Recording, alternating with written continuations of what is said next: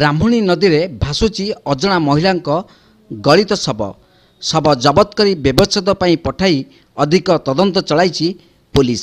ढेंकानाल जिला तुमुसिंगा थाना ब्राह्मणी नदीर कमगरा घाट में भासुची जड़े अजना महिला गलित शव। मृत महिला बयस प्राय 50 वर्ष होइथिबो बोली अनुमान। 3-4 दिन हब मृत्यु होइतिबा बेले तांकर परिचय मिल पारि नाही। खबर पाई तुमुसिंगा पुलिस घटनास्थल पहुंची गलित शवटी उद्धार करने सह शव व्यवच्छेद जिला मुख्य चिकित्सालय को पठाई अधिक तदंत जारी रखिछि। एक दलित वर्गर झील को प्रेमजाल फसई शारीरिक संपर्क रखी विवाहर प्रतिश्रुति दे प्रतारण कर जड़े उच्च जातिर पुओ और तांको परिवार लोकों नाम धामरा मेराइन थाना एक मामला 3 मासर ऊर्ध्व हो गलानी। किंतु मुदाल मानकु गिरफ करिबारे मेराइन पुलिस होइछि विफल। तेणु मुदला मानकु गिरफ करबा दाबी रे भद्रक जिला आरक्षी अधिकारी कार्यालय सम्मुख में संपृक्त झीओ और ता परिवार गणधारणा बसिछंती। सूचना अनुसार धामरा मेराइन थाना अंतर्गत बलवंत प्रसाद ग्रामर गौरहरी जेना झीओ सुषमा को कैथकला ग्रामर बाबुली नायक पुओ दीपक प्रेम जाल फसई मिथ्या प्रतिश्रुति दे बारंबार शारीरिक संपर्क रखुतिले। झीओ बाहागर जिद करुथुवा बेले दीपक विभिन्न आड़ देखाई मास पर मास गड़ाई चलीथिला। किछि दिन पर दीपक सुषमा को निज घर को आनी 4 दिन रखिबा परे बाहागर धमराई मंदिर को जीवा रास्तार बाटरे तांको छाड़ी केउआडे पळाइथिला। परे झीओ निज परिवार सह दीपक घरे पहुंचीथिले। सेठारे दीपक परिवार झीओर पिता को मारणास्त्र धरी आक्रमण करथिले।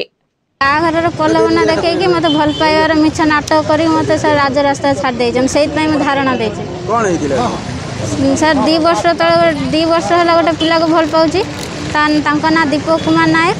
सी मत राति पाइले मो बर आसो मत घर माँ पुओ 2 जन नहीं गले आसिक कथा नहीं गले नहीं कि मत 5 दिन रखिले शारीरिक संपर्क रखिकी मो साथ राति मुझे बाघर जिद धरली मो बाघर कर हाँ मारे दे राति से केते मुझे जानी शई पड़ी खाई सी मत राति उठे कौन कर सर मुझे जानी आनिकी मझी रास्ता छाड़ जो मोर राति सका होश आसला पिला घर गली गला से पिला मत मारिदे बोली जीवन धमक देले। तेबे ए संपर्क में मेराइन थाना अभियोग होइथिले मध्य पुलिस कौनसी कार्यानुष्ठान न नेबारु बाध्य होई न्याय पई सुषमा निज परिवार सह जिला आरक्षी अधिकारी कार्यालय सम्मुख में अनिर्दिष्ट काल पई धारणा रे बसिछंती। पवित्र गुरु दिवस अवसर में भद्रक ब्लॉक चरंपा पंचायत जानुमंज स्थित एम्स ट्यूटोरियल परिसर में गुरु दिवस और संबर्धना उत्सव महासमारोह में पालित हो जाइछि। एही अवसर में निकटस्थ हनुमानजी उच्च विद्यालय अवसरप्राप्त प्रधान शिक्षक प्रफुल्ल कुमार सूत्रधर मुख्य अतिथि भाव जोग देथिबा बेले सम्मानित अतिथि भाव प्रोफेसर डॉक्टर अभय कुमार दास जोग देथिले।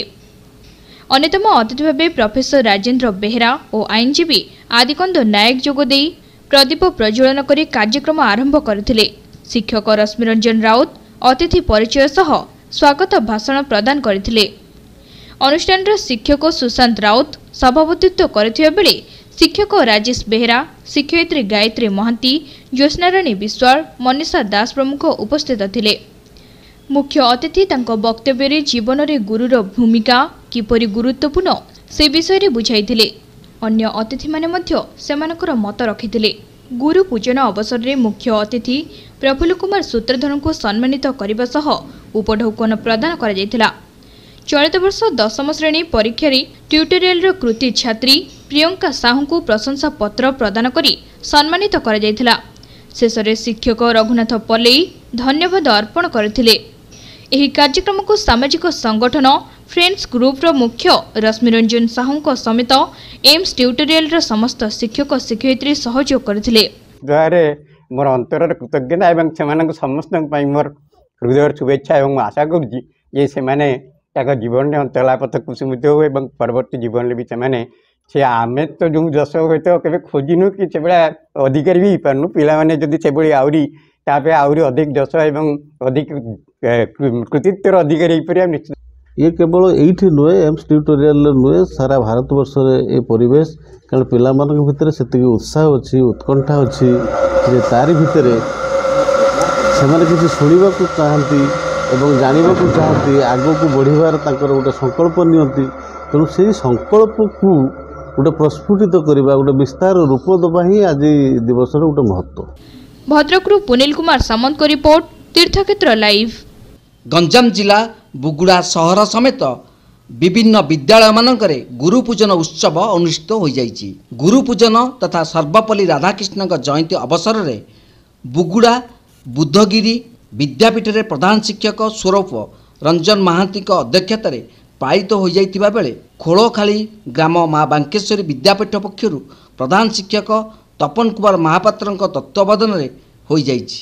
ସେହିପରି ତାଳସାକର ଗ୍ରାମର ମହାମାଇ ହାଇସ୍କୁଲ ପ୍ରଧାନ ଶିକ୍ଷକ ପ୍ରମୋଦ କୁମାର ଶତପଥୀ, ବୁଗୁଡ଼ା ସହର ଅରବିନ୍ଦ ପୂର୍ଣ୍ଣାଙ୍ଗ ଶିକ୍ଷା କେନ୍ଦ୍ରଠାରେ ପ୍ରଧାନ ଶିକ୍ଷକ ହରିହର ମହାରଣା ଏବଂ ବାଲିପଦର ଆଞ୍ଚଳିକ ବିଜ୍ଞାନ ମହାବିଦ୍ୟାଳୟରେ ଅଧ୍ୟକ୍ଷ ବି ପ୍ରକାଶ ଚନ୍ଦ୍ର ପାତ୍ରଙ୍କ ପୌରୋହିତ୍ୟରେ ଗୁରୁପୂଜନ ଉତ୍ସବ ଅନୁଷ୍ଠିତ ହୋଇଯାଇଛି। ଏହି ପରିପ୍ରେକ୍ଷୀରେ ପ୍ରାଚୀନ କାଳରେ ଗୁରୁ ପରମ୍ପରାକୁ ମନେ ପକାଇ ଗୁରୁ ଶିଷ୍ୟଙ୍କ ସମ୍ପର୍କ କିପରି ଭାବେ ନିବିଡ଼ ଥିଲା ତାହା ଏବେ ଆଧୁନିକତାକୁ ଆପଣେଇ ସେହି ସମ୍ପର୍କକୁ ନିଷ୍କ୍ରିୟ କରିଦେଲେଣି। କିନ୍ତୁ ସମାଜରେ ଶିଶୁମାନଙ୍କୁ ଉତ୍ତମ ସ୍ୱଭାବର ମଣିଷଟିଏ ଗଢ଼ି ତୋଳିବା ପାଇଁ ଗୁରୁଙ୍କୁ କେତେ ଯେ କଷ୍ଟସାଧ୍ୟ କରିବାକୁ ପଡ଼ୁଥିଲା, ଆଜି କିନ୍ତୁ ତାହା ନଗଣ୍ୟ ହୋଇଯାଇଛି। ଆମ ଜୀବନର 5ଟି ଗୁରୁ, ପ୍ରଥମ ଗୁରୁ ଜନ୍ମଦାତ୍ରୀ ମା, ଦ୍ୱିତୀୟ ଗୁରୁ ଜନ୍ମଭୂମି, ତୃତୀୟ ଗୁରୁ ବାପା, ଚତୁର୍ଥ ଗୁରୁ ଶିକ୍ଷାଗୁରୁ ଏବଂ ପଞ୍ଚମ ଗୁରୁ ସଦ୍ଗୁରୁ। ସଂସାରରେ ମଣିଷ ରୂପରେ ମାତୃଗର୍ଭରୁ ଶିଶୁଟିଏ ହୋଇ ଜନ୍ମଗ୍ରହଣ କଲେ ଜଣେ ଉତ୍ତମ ମଣିଷ ହେବା ପାଇଁ ଏହି ସମସ୍ତ ଗୁରୁଙ୍କ ଆବଶ୍ୟକତା ରହିଛି। କାରଣ ପ୍ରଥମ 3ଟି ଗୁରୁଙ୍କ ଠାରୁ ସଂସ୍କାର ଓ ଚତୁର୍ଥ ଶିକ୍ଷାଗୁରୁଙ୍କ ଠାରୁ ଜୀବନ ଜୀବିକା ନିର୍ବାହ କରି ଧନ ଅର୍ଜନ କରିବା ପାଇଁ ଜ୍ଞାନ ଏବଂ ଭବିଷ୍ୟତରେ ଆଧ୍ୟାତ୍ମିକ ଚେତନାର ମଗ୍ନ ହେବା ସହ ଭଲ ମଣିଷଟେ ହେବାକୁ ରାସ୍ତା ଦେଖାନ୍ତି। ଏଥିସହିତ ଶିଷ୍ୟମାନେ ଗୁରୁଙ୍କୁ କିଛି ଉପହାର ଆଣି ଦେଇଥିଲେ। ଏସବୁ କାର୍ଯ୍ୟକ୍ରମକୁ ସହକାରୀ ଶିକ୍ଷକ ଚନ୍ଦ୍ରଶେଖର ସାହୁ, କ୍ରୀଡ଼ା ଶିକ୍ଷକ ବି ଗୋପାଳ ପାତ୍ର ଏବଂ ସୁଶାନ୍ତ କୁମାର ପଣ୍ଡା ପ୍ରମୁଖ ସୁପରିଚାଳନା କରିଥିବା ବେଳେ ସମସ୍ତ ଛାତ୍ରଛାତ୍ରୀମାନଙ୍କ ଉତ୍ସାହ ଦେଖିବାକୁ ମିଳିଥିଲା। ଭୁବନେଶ୍ୱର ମାଷ୍ଟର କ୍ୟାଣ୍ଟିନ ଛକ ପାଖ ଆନ୍ଦୋଳନ ସ୍ଥଳରେ ଓଡ଼ିଶା ରାଜ୍ୟ ଭୋକେସନାଲ ଟ୍ରେନର ଆସୋସିଏସନ ମହାସଂଘର 6 ଦଫା ଦାବି ନେଇ ଆନ୍ଦୋଳନ ଓ ବିକ୍ଷୋଭ କରିଥିଲେ। ସରକାରଙ୍କ ଦୋମୁହା ନୀତି ଯୋଗୁଁ ଭୋକେସନାଲ ଟ୍ରେନରମାନେ ମାତ୍ର 15,500 ଟଙ୍କାରେ 500 କିଲୋମିଟର ଦୂରରେ ଚାକିରି କରିବାକୁ ବାଧ୍ୟ କରିଛନ୍ତି। तो भल कथा आम शिक्षकता करुचु किंतु सरकार आमको दोमुहा नीति आपणे दीर्घ दिन दाबी किसी मानुना कौन सिंगल दाबी से पूरण करना। दरमा पाऊनी आज्ञा स्कूल पॉइंट रे बहुत परिश्रम करुचु 15,050 टकर 500-700 किलोमीटर दूर आमको पोस्टिंग कर तो तार दरमा को शीघ्र बढ़ेबे जो दाबी आमको से पूरण कर वर्बाली आमको कही तो लिखित प्रतिश्रुति आमको देले ये कार्यक्रम हटिबू आम ना पुणी दीर्घ दिन धरी आम चलू 2 दिन कार्यक्रम को आगू बढ़ेबू। सरकार आम दाबी पूरण पर प्रतिश्रुति दे किछि करूनाहंती बोली कहिसेंती संघर सभापति सुनील देवता। जदि आगामी दिन में कंटिन्यू करती आमको कौन दृढ़ प्रतिश्रुति न दियंती निश्चित भाव में आम 2 दिन बर्तमान प्रोग्राम अच्छी आगू आम कंटिन्यू करूँ। एवं आज जो 300-400-500 जो भी आम भोकेशनल ट्रेनर मैंने आसछंती संपूर्ण 2000 बा ताठू अधिक जदि समय क्रमे बढ़ुंट फेज वाइज अधिक थे आम समस्ते आसी धारणा देबू। सेहिपरि सरकार आम मानकु नियमित दरमा वृद्धि, मैटरनिटी छुट्टी सह वेतन देवा, चाकरी स्थायित्व भली 6 दफा दाबी पूरण न कले 2000 भोकेशनल ट्रेनर माने आंदोलन को आहुरी तीव्रतर करिवे बोली कहिसेंती गवर्निंग बॉडीर सदस्य Rajranjan Das. Bhadrak railway station ticket counter सम्मुखरे अलिया आवर्जनार डस्टबिन कहिले अत्युक्ति हेब नाही। दुर्गंधरे नाक फाटी पड़ुछि। ସେହି ରାସ୍ତାରେ ଯାତାୟାତ କରୁଥିବା ଲୋକମାନେ ଗୋଟିଏ ହାତରେ ସାଇକେଲ ମୋଟରସାଇକେଲ ହ୍ୟାଣ୍ଡେଲ ଧରି ଅନ୍ୟ ଗୋଟିଏ ହାତରେ ନାକକୁ ଜାବୁଡ଼ି ଧରି ଯାତାୟାତ କରୁଛନ୍ତି। ଏଥିରୁ ମଧ୍ୟ ରେଲୱେ ଯାତ୍ରୀ ବାଦ୍ ପଡ଼ିନାହାନ୍ତି। ଏଥିପ୍ରତି ରେଲୱେ କର୍ତ୍ତୃପକ୍ଷଙ୍କର ଦୃଷ୍ଟି ପଡ଼ୁନଥିବା ବେଳେ ଭଦ୍ରକ ପୌରପାଳିକା ବିଭାଗୀୟ ଅଧିକାରୀ ସଚେତନତା କରିବାରେ ବିଫଳ ହୋଇଛନ୍ତି। ସ୍ୱଚ୍ଛ ଭାରତ ମିଶନ ଅଭିଯାନର ବିଫଳତାର ନମୁନା ଭଦ୍ରକ ରେଲୱେ ଷ୍ଟେସନ ନିକଟରେ ସ୍ପଷ୍ଟ ଭାବରେ ବାରି ହେଉଛି। एहिपरि अव्यवस्था जोगु चरंपा बराल पोखरीवासी रेलवे यात्री मानक मध्यरे जन असंतोष बढ़िबार लागिछि। रेलवे कर्तृपक्ष ए समस्या प्रति बिल्कुल गुरुत्व दौना।